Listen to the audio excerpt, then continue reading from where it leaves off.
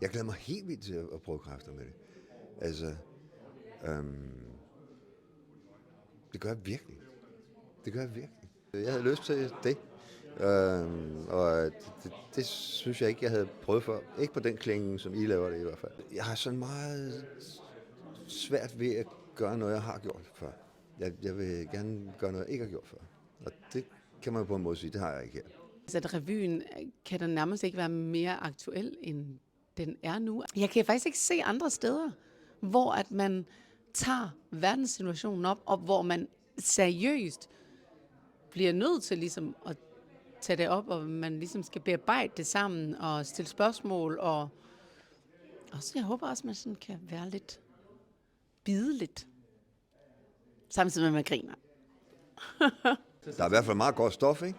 Altså, der er meget, man kan, tage fat i. Ja, jeg har meget nemt til latter. Ja.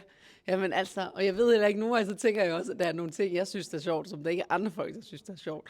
Sjove ting for mig, det er ikke ens betydning med, at man bare sådan skraldgriner. Det er også tit det der med, at man sådan sidder med sådan et smil på læben, og bare bliver sådan optaget af noget, der er ekvilibristisk, eller noget, hvor man sådan tænker, ja, det kender jeg godt. Den historik, som stedet bærer herover, bare det at gå rundt på gangene og kigge på alle fotoerne, alle de gamle, du ved. Det vil man enormt gerne honorere. Og det gør jo også, at man har virkelig meget med sig, når man går ind på scenen. Man har selvfølgelig også meget at leve op til, men man har også meget med sig. Ja.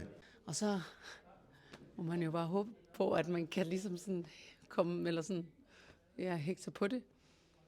Og at det, jeg kommer med, at det har gang på jord. Jeg glæder mig virkelig meget til de mennesker her, til holdet. Og netop at stå med den historik der.